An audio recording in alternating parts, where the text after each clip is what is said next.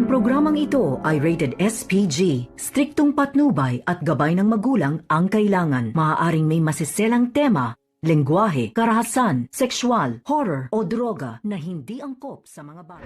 Alam niyo naman po yung history ng dalawang mag-ina. Kung ano yung capabilities nila, lalo na si Ma'am Moira.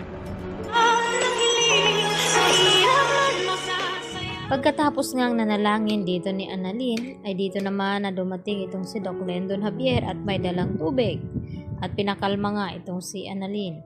At dito nga na napag-usapan nila ang tungkol sa pagkawala nga dito ni Don Pepe.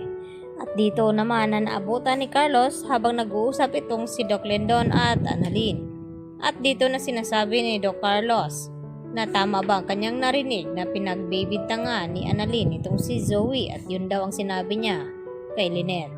Subalit ang totoo ay hindi naman pala yun ang sinabi ni Annalyn sa kanyang ina dahil ang nabanggit nga dito ni Annalyn ay ito ngang si Moira. At dito naman na tila sinabihan ni Carlos itong si Annalyn na mahirap daw magbintang. Dapat ay may hawak daw itong ebidensya. Kaya sumagot ulit itong si Annalyn kay Carlos at sinabi na kung alam lang daw ni Carlos ang totoo, baka pagdudahan niya rin itong si Zoe at Moira. At dito na nainiwan ni Annalyn itong si Carlos at Doc Lendon. At dito naman na sinabi at ipinagtanggol ni Doc Lendon Javier itong si Annalyn at sinabi kay Carlos na posible na totoo ang hinala dito ni Annalyn dahil kilala naman daw ni Carlos kung ano ang posibleng gawin at history ng mag-ina na si Moira at Zoe.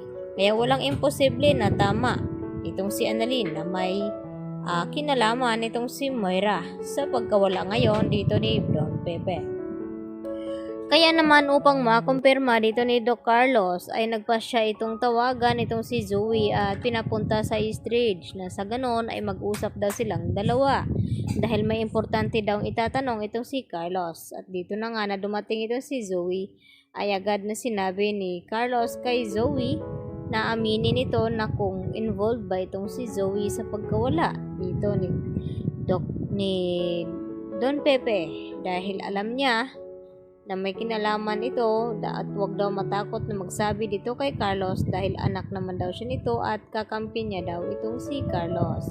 At hanggang sa napaiyak naman ito si Zoe na inamin kay Carlos na totoo nga na may kinalaman sila ni Moira dahil nalaman nga ang totoo dahil nagpa-DNA test itong si Don Pepe sa kanila ni Zoe. Samantala dito sa gagawin ni Doc RJ at Giselle sa pagligtas nga dito kay Don Pepe, ito na kaya ang oras upang makabalik na rin ang alaala dito ni RJ dahil sa magkakaroon nga ng bakbakan sa pagitan ng mga pulis at dito sa mga tauhan ni Moira na hawak nga itong si Don Pepe. At hindi naman natuloy ang pagtakas ni Don Pepe dahil bigla nga dumating itong si Balahadya. At dito na sinabi na bantayan daw maigi itong si Don Pepe at huwag hayaang makatakas dahil babalik daw ng Maynila itong si Balahadya. Subalit maya-maya nga ay dumating itong si Moira at kinamusta ang matanda. At dito naman na nagsidatingan itong mga pulis kaya nagkaroon nga ng matinding tensyon. At dito na tila nasugatan nga ito si RJ at mismong ulo. At dito naman na pinigilan ni RJ itong si Balahadya na mapaslang ang kanyang ama. At nagulat din dito ni Balahadya na sinabi ni RJ na naalala na nga daw niya ang lahat-lahat. Kaya naman alam na ngayon ni RJ ang buong katotohanan na itong si Zoe ay hindi niya tunay na anak dahil yun nga ang dahilan na kung bakit nahulog itong si RJ sa hagdan dahil yun ang pinag-awayan nila noon ni Moira.